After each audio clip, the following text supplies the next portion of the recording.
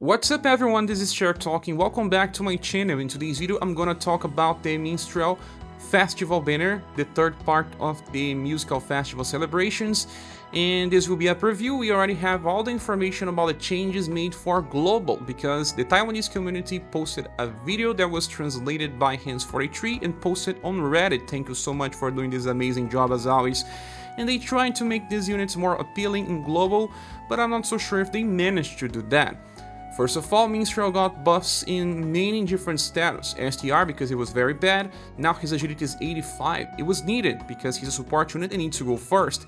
And then intelligence was reduced, but it just affects status ailments, skills that he can inherit from past styles. And will is now 100%, just having the same one for endurance and will, bonuses for those, and even a buff to charisma since he actually self-heals to heal a little more. Well, this character is all about RNG. On the end of a turn, 25% chance to heal and cleanse. The heal part is okay, we have plenty of characters that have RNG with healing, but the cleanse with RNG doesn't help much. You should just take this as an additional effect.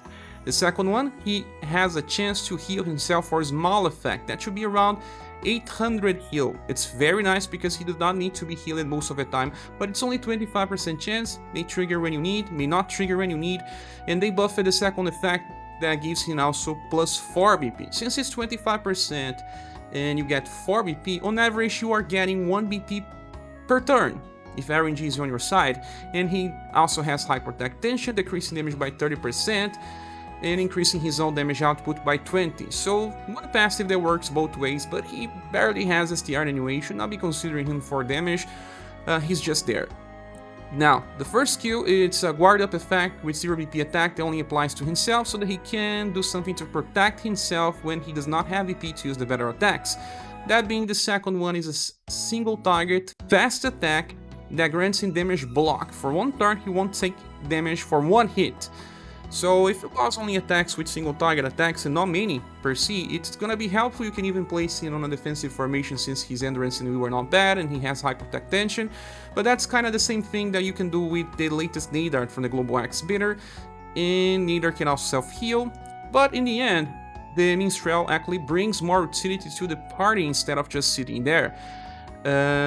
Well, Nadar can increase 10% resistance to the party, but I don't know if that is enough in the end. In the skill number 3, we have a full AoE attack with 9 BP coast that deals slash damage. Was reduced from JP, that was 10 BP, now it's 9. It also recovers all surviving allies HP by around 150 and gives 1 BP to everyone. That's an overload of effects, right? And because it also gives him 1 BP, essentially it's just an 8 BP skill.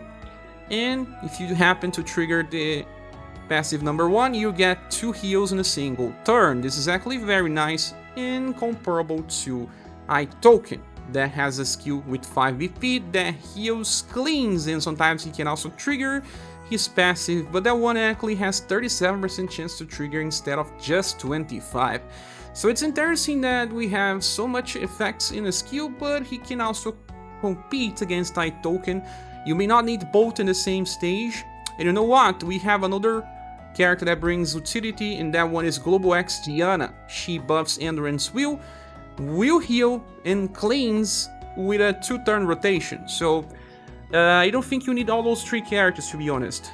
You can actually use 2 of them, but I believe that Diana works better with either iToken or Minstrel, but usually better with iToken even.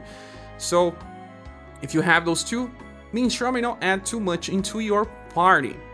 There's one good thing is, if you have the past version of Minstrel, that one gets 4 BP per turn, so that means that he can use this 2 times. But that version of Minstrel does not have damage reduction passive and is actually pretty squishy, with endurance on the 50s. The next character is Doll, and they buffed her intelligence and will to make up for low status. She needs intelligence to apply ailment, and she needed higher will to perform well in boss fight. Now she is a boss specialist of sorts. Her dexterity is not that high, so she actually has gun skills that won't do that much damage. Her agility being 97% helps because she is also a debuffer. Well, she has high protect tension, so even with low endurance she may not take as much damage as some older support units. At least this was changed in global. but the second passive gives her 5% dexterity intelligence each turn. On average, after 4 turns, you have around 10% active and 1 VP. The plus VP is the most important thing here. And the first passive gives her a chance to buff OG Gouge to the party. The chance is 37% and the value is 15 points. When you reach 100, you can get into overdrive state, and a character benefits from this is Mask. But this is only a random chance, and even then Mask already has enough mechanics to get him into overdrive. I don't think this helps anyway. Then moving on for skills, we have a full AoE attack with only 3 VP codes. Nice, right? With deep power. And then it now applies Morale Down to all targets. That reduces damage by 15% and lasts for 2 turns. That's actually very nice, and it's exclusive to Global. Then we have the third attack that is 10 VP.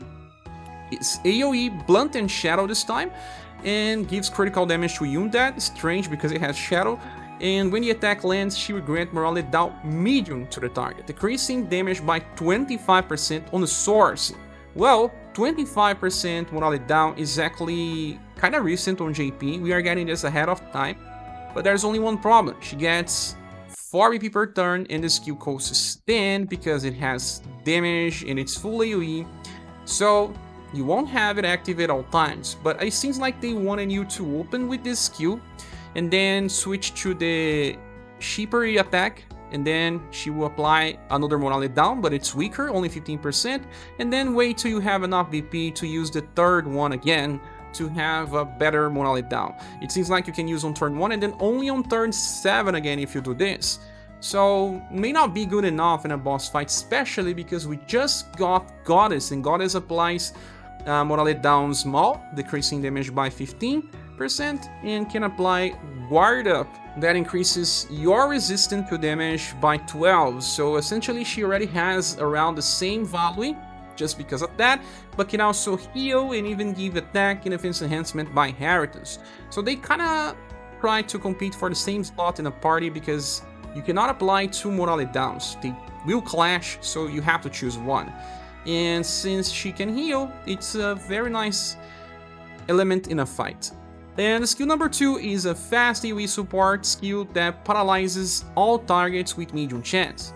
Paralyze lasts for 4 turns. The good thing is that, like I was saying, she relies on her intelligence in order to paralyze. Because it's medium, she will be landing paralyzes in most enemies, unless we have something with very big resistance. Then you have to buff her intelligence further with buffers and maybe the buff will from targets. But we do have plenty of paralyzers, although this may be one of the best options for the long run.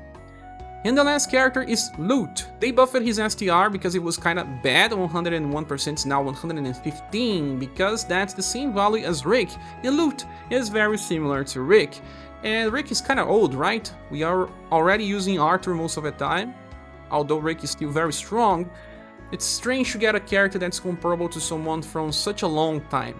They buffed the dexterity as well. Agility is already pretty good. As you can see, the status that we have here are for farming. Now, the first passive, he gets a 37% chance to chase all of his attacks with an A power attack with slash and hit. Well, because this one will only trigger on rank 1, it should be close to a B power on level 99. And when you use it on Final Island, it's gonna trigger 2 actions, decreasing your score, just like Arthur does. The second passive increases his damage by 15% and starts the fight with 12 VP. High battle tension makes it 13 on start and gives him another 20% increase, for a total of 35% increasing damage. Just for comparison, Rick has a 30% damage increase and buffs STR of all surviving allies on start, so he may even do more damage on overall, but buffs everyone else to do more. So now for skill, we have a 3VP AoE slash attack with deep power. It's just a slash, it's not like Rick that has slash and hit, so he loses on this part. But the opener is the same one as Rick, an AoE slash and hit attack with S power that is fast. This fast part was changing in global with Rick, so it also gets the same treatment for Lute. But what Lute got in global is a buff into his skill number 2. It's now a 7VP AoE attack with C power, and he can use 2 times in a row. Has slash and hit damage, It's fast, so he always goes first, and he buffs all surviving allies with ally up by 35%, so if he does not kill the enemies, someone that goes after him will be able to. And, well, we have some characters with access to AoE attacks that buff STR, like Nora, like Torpe. So it's kind of similar, although this attack here may be better because it's heat power. But I don't know if this is gonna be so useful, since in the end we actually wanna clear waves with characters or just do high damage, since the enemies get more and more HP these days. Well, sadly, I'm not impressed by this banner, especially because of the rerun banner being so nice, bringing Eagle Maul, Arthur, and iToken.